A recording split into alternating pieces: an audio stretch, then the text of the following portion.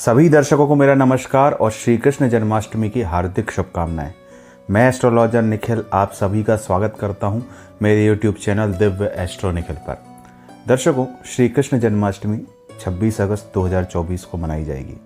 आज के इस कार्यक्रम में हम श्री कृष्ण जन्माष्टमी जैसे पवित्र अवसर पर आप क्या उपाय कर सकते हैं जिससे कि आप लाभान्वित हों, आज के इस वीडियो में हम जानेंगे। निसंतान दंपतियों के लिए विशेष, अचूक और प्रभावकारी उपाय, आपकी हर इच्छा पूर्ति के लिए भगवान श्री कृष्ण के कुछ विशेष मंत्र, और यदि आप लड्डू गोपाल की मूर्ति की स्थापना करना चाहते हैं तो उसके लिए किन विशेष वास्तु नियमों का पालन आपको करना है, इन्हीं सब विषयों पर आज हम चर्चा करेंगे। दर्शकों, श्री कृष्ण जन्माष्टमी निसंतान दंपतियों के लिए अत्यंत विशेष महत्व रखती है। यहाँ पर इस कार्यक्रम में मैं जो उपाय आपको बताने जा रहा हूँ, यदि आप उसे जन्माष्टमी पर सच्चे मन से करेंगे तो निश्चित ही भगवान श्री कृष्ण आपकी झोली में संतान सुख को देंगे। इससे पहले कि हम कार्यक्रम में आगे बढ़ें, यदि आप मेरे चैनल पर नए हैं तो कृपया मेरे चैनल को सब्सक्राइब करें, मेरे वीडियो को लाइक करें, साथ ही बेल नोटिफिकेशन के बटन को ज़रूर दबाएं ताकि जब भी मैं कोई नया वीडियो डालूं तो उसकी सूचना आप तक पहुंच सके। तो दर्शकों, शुरुआत हम निसंतान दंपतियों के लिए विशेष उपाय से करते हैं। यदि आपकी कुंडली में प्रथम संतान होने में कोई बाधा आ रही है, अर्थात कुंडली के पंचम भाव के स्वामी चतुर्थ भाव में बैठे हों, द्वादश भाव में बैठे हों या फिर अष्टम भाव में बैठे हों और संतान उत्पत्ति में किसी भी प्रकार की दिक्कत हो रही हो, तो आपको इस जन्माष्टमी पर पति पत्नी दोनों को संयुक्त रूप से लड्डू गोपाल को गोद लेना है।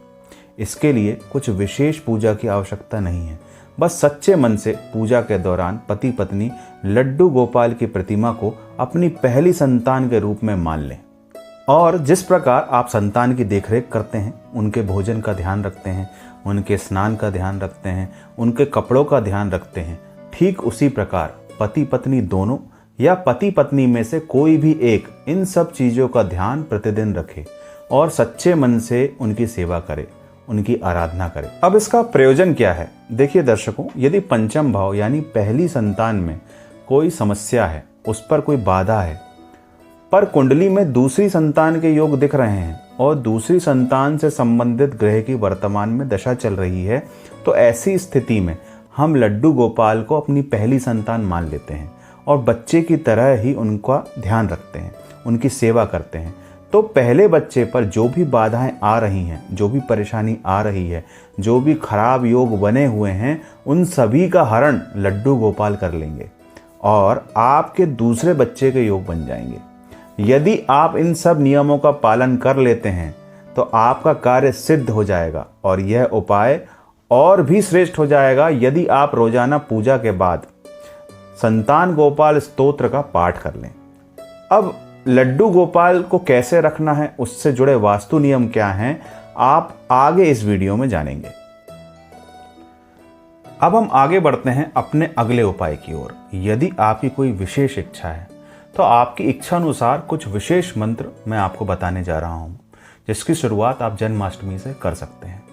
यदि आप भगवान श्री कृष्ण की कृपा प्राप्त करना चाहते हैं, आप चाहते हैं कि आपके सारे कार्य जीवन में पूर्ण हो जाएं, तो आपको ओम क्लीम कृष्णाय नमः का जाप करना चाहिए।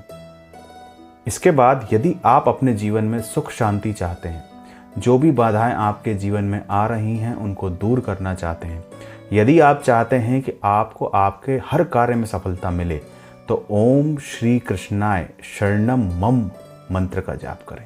इसके बाद अगला उपाय विद्यार्थियों के लिए है।